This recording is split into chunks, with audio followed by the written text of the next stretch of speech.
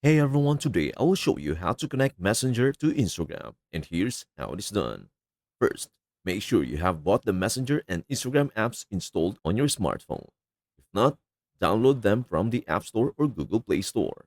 Once both apps are installed, open the Messenger app on your phone and log in to your account. Tap on the three lines in the top left corner to open the menu.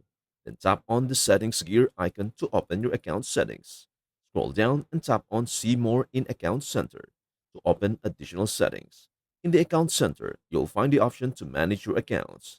Under Accounts, tap on Add Accounts. Select your Instagram account, then tap Continue.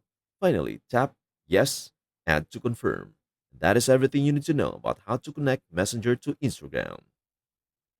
Before we end, may I humbly ask you a favor? Please do like, share, and subscribe to our channel. This means the world to us. Thank you so much for watching. We hope to see you in our next video.